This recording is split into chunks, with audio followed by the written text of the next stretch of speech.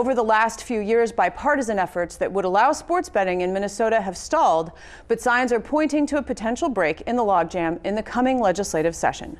Senator Roger Chamberlain has spearheaded some of the recent efforts to legalize sports betting, and he joins me now in the studio. Welcome. Good morning. Morning. Good morning. Yes, it's morning, just barely. This is the perfect time of year to talk about legalized sports betting because the NFL playoffs and the Super Bowl are just around the corner. If it were legal in Minnesota right now, what would that mean for folks? Well, it means that they wouldn't have to do it illegally, number one, because all of them, they are betting, and they are betting illegally. So if we had it in Minnesota, first they'd be doing it legally, and those people that are not allowed to vote to participate, the younger people, they would not be doing it. So that's the first part. Secondly, is people could go to the tribal casinos or the two racetracks, Canterbury or Running Aces, and they could sit in beautiful sports books, watch a number of screens and TVs, and they could place bets on their games in any way they want, just like they do in many other states and like they're doing now, except they don't have the beautiful sports books. And it's, again, like we've been saying for years, it's a win-win for the tribes, for the people, for the state. It's just fun. It's being done already. It's just a fun thing to do. Now, you're talking about going to a place and sitting and watching. So we're talking about brick and mortar. We're not talking about mobile at this point in time. Thank you for clarifying that. No, it would be mobile too. I like going to a sports book. They're fun. They're around a lot of people. They're great places. But mobile will be part of it as well. So you go to the brick and mortar, or you would be doing it on your phone as well. Now, you have to go to the sports book to create an account to recharge your account. But after your account is charged or you've recharged it, you would not have to go there. But a lot of people like to go to them. So when I was new to the Senate, I spoke with you about some legislation that you'd been working on for many years that had to do with dyslexia. And I asked you the question, why did it take so long? And you laughed. And so here we are in 2022.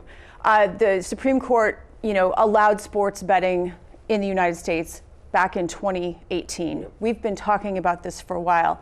It is taking time, as often legislation does.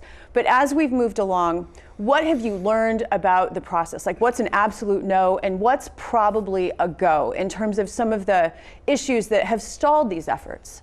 I'll laugh again. It's always politics, right? It's always politics, and politics means money, right? That's what it is. So. Back in 2018, Representative Garofalo, I will give credit to, he was on this, he's a big fan of it. And I talked to him it was near end of session after the ruling came out, and I spoke with him then, and we've been working on it since then. We've been positive, we've been optimistic, and what's a go and no go? We need to have mobile. It needs to be at the two racetracks and the casinos.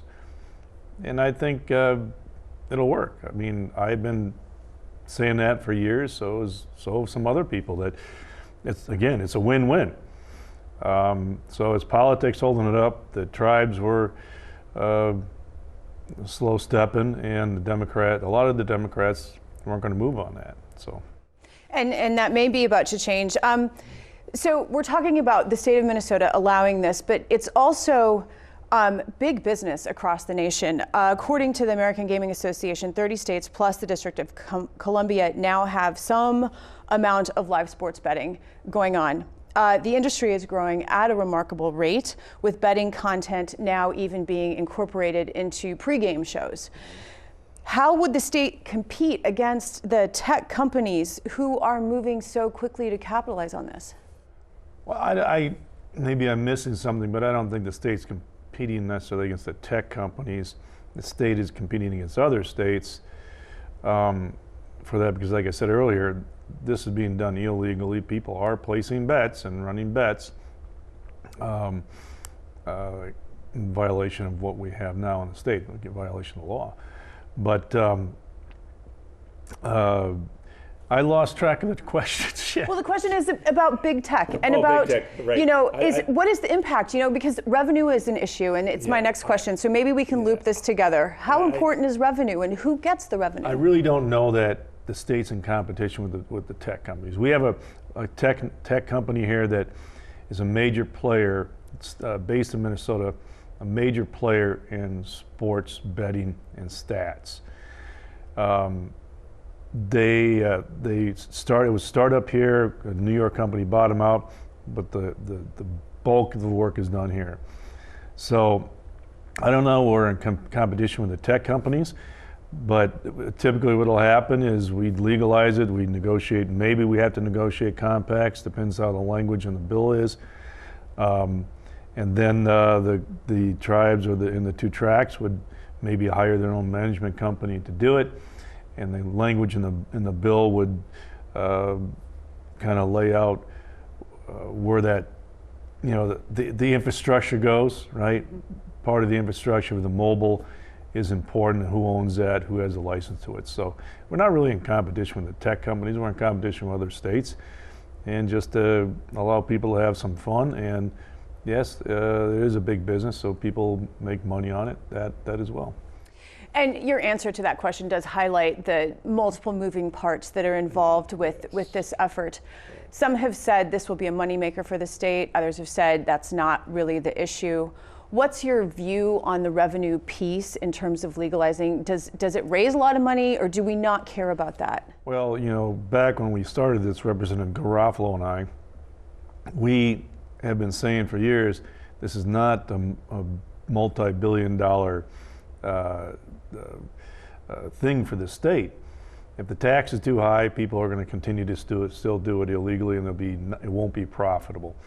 We had to work with the tribes to make sure that there's revenue coming into the state. We had to cover the cost of administration and oversight, but beyond that, I don't know how much it's going to be. At its peak, when Nevada was the king, right? I remember a couple of years ago we took a trip out there. That was $5 billion, and that was just the gross. Mm-hmm. So, and that's not what the state takes in. That's just the gross handle, right? That's just the gross bet. So now it's much bigger than that across the country. So there's been a lot of different estimates. The state, I think the gross, it'll take a while for us to get up to $5 billion if we ever get to that point, and I don't know that we would. Well, and I saw that Iowa was just $240 million for 2020, so it's right, and it's that's smaller. A gross handle. That's not the net tax revenue to the state. The next tax, it's hard to say what the net tax revenue is to the state, but it's got to be enough to cover a few million to cover operations of the agency that's going to have oversight, and then extra money to go, to various things. Senator Roger Chamberlain, it's always a pleasure to talk to you. Thank you. Thank you very much.